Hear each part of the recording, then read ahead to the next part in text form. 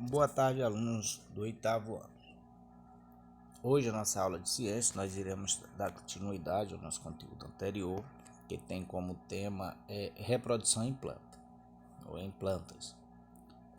O nosso conteúdo se encontra na página 24 a 28 do nosso livro didático. Continuando nosso assunto, hoje nós iremos falar sobre reprodução assexuada nas plantas. Então, a reprodução assexuada, quando ela ocorre em algas unicelulares, ela ocorre por meio de bipartição, ou seja, a alga ela vai se dividir. Certo? Já nas algas multicelulares, ela ocorre por fragmentação ou esporulação. Certo? Ou seja, o esporo, a esporulação devido à questão de poro, né? Esporo. A fragmentação que ocorre nas multicelulares, que é a fragmentação, né? Aquele ser vivo ali, aquela alga ela vai fragmentar, certo? Fragmentar é se separar, ficar distante, separação, certo? E cada fragmento desse tem a capacidade de dar origem ao novo indivíduo. Pela esporulação, né? Tem a questão dos poros, certo? Que são células especializadas que, ao serem liberadas do corpo que as produziu, no caso o corpo inicial, elas têm a capacidade de desenvolver-se diretamente em um novo indivíduo. Certo? Capacidade de se desenvolver diretamente em um novo indivíduo, ou seja, tornar-se um novo indivíduo. No nosso material didático, né, no nosso livro, na página 24, nós podemos acompanhar esse assunto mais detalhado, que vocês leiam, tem essa mesma representação, e vamos continuar.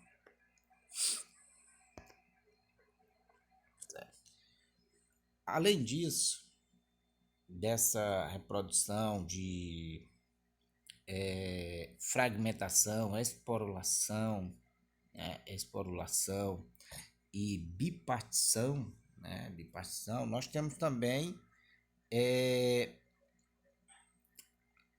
outros módulos. No módulo aqui nós temos o módulo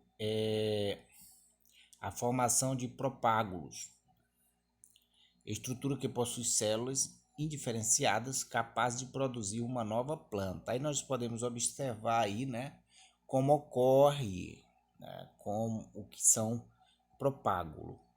Nesse caso, esses propágulos, eles ficam dentro tipo um casulo, né? O propágulo fica geralmente abrigados no interior de estruturas especiais em forma de taças denominadas conceptáculos. Nós podemos observar aí nessa imagem, né? Que essa planta, certo? Também, no caso, é uma planta briófita, certo? A maior parte das plantas briófitas, elas se reproduzem por meio da fragmentação. Porém, tem esses outros casos, certo? Esses casos que acontecem. Nós temos aqui propagação vegetativa, processo que envolve caules, né, que envolve os caules e as folhas. Uma importante característica dos caules é a presença de gema ou botões vegetativos. Tá? Nós podemos observar nessa imagem ao lado, né, tem uma pessoa fazendo muda, né, que nós chamamos muda. Pega uma árvore inicial, dali corta certos pedaços e sai distribuindo em copos. Cada pedaço dessa árvore, ou né, dessa planta, no caso dessa planta, ela irá formar uma nova planta, certo? Estas são formadas por tecido indiferenciado que pode originar outras estruturas da mesma planta, né, das mesmas plantas. Então, é isso que acontece. Nesse caso da propagação vegetativa, a pessoa simplesmente pega uma parte de uma planta e planta. E a partir dali vai nascer uma nova planta idêntica, certo? Idêntica à anterior. As gemas do caule são as estruturas que possibilitam a essa parte da planta originária naturalmente, né? Naturalmente novos indivíduos. Então, essas gemas possibilitam que essa parte do caule venha originar, né, dar origem a novos indivíduos com as mesmas características da planta que ela foi tirada. As angiopermas, né, possuem vários tipos de caule que participam da reprodução vegetativa. Nesse caso aí, nós podemos observar o caule verdejante, que pode ocorrer o seguinte: se a planta chegar a quebrar em um determinado lugar, certo? A partir das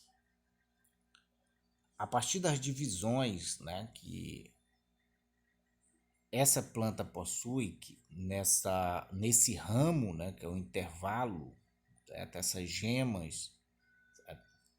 Elas nascem raízes, como nós podemos ver bem aqui, ó, no caso do morangueiro, né?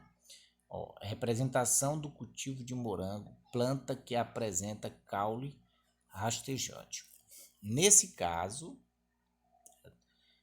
o caule já pode formar outra planta, né? O ramo, né? Porque no caso, como é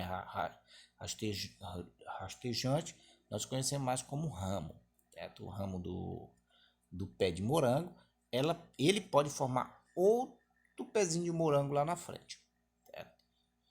E como ele tem essa possibilidade de ter gemas de intervalo a intervalo ao longo do caule, caso seja quebrado ou cortado o caule em uma determinada posição, mesmo assim ali se originaria uma nova planta independente da anterior. Aqui nós temos também vários tipos, aqui nós temos vários tipos de caule, né? No caso aí nós temos o primeiro caule, né? Caules do tipo tubérculo, que no caso é a batata. A menção das origens, né? No caso, como é que a batata ela pode nascer as gemas, né? Nós conhecemos. Nela mesma. Essa imagem se encontra na página 15 do nosso material didático. Temos também os bulbos, né, que são, como exemplo, nós temos aí a cebola, mas também nós temos o alho, né? Que o alho, no caso, cada bulbo, né, pode formar ali uma nova planta. Aqui nós temos também o caule rizoma, né? No caso, nós temos os caules rizomas, que são os caules subterrâneos, que se desenvolvem paralelamente à superfície do solo. Dele pode emergir folhas aéreas, como acontece com a bananeira, o gengibre, né, a íris e a espada de São Jorge. De cada broto surge uma nova planta. Então, aí são outros tipos de caule, certo? Que podem surgir novas plantas do próprio caule. A batata é mais conhecida, né? Porque a partir da batata, nós sabemos se plantar uma batata, deixando ela em uma determinada temperatura, ela pode, certo, brotar e dela nascer vários outros pés de batata.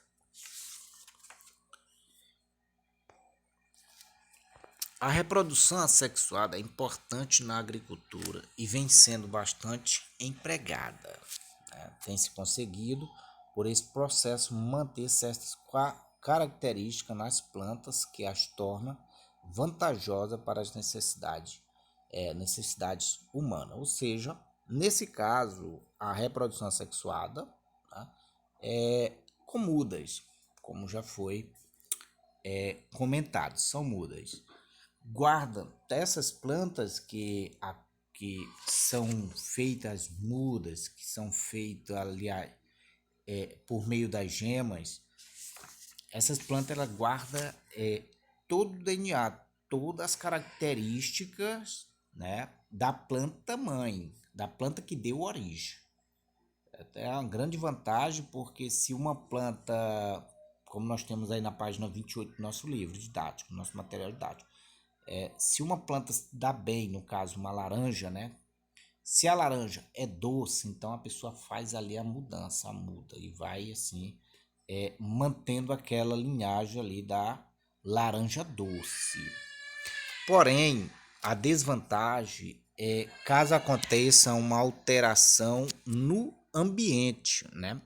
Caso aconteça uma alteração no ambiente que venha prejudicar aquele desenvolvimento daquela planta, por todas elas terem as mesmas características, certo? Essa alteração no ambiente vai afetar todas. Todos eles serão afetados, certo? Por aquela alteração, porque todas elas têm a mesma característica. Então, por hoje é só nosso comentário, a explicação do nosso conteúdo. Vocês irão responder a questão 1 e 2 e 3 da página 28 do nosso material didático, certo? E bons estudos. Qualquer dúvida, nós estamos à disposição.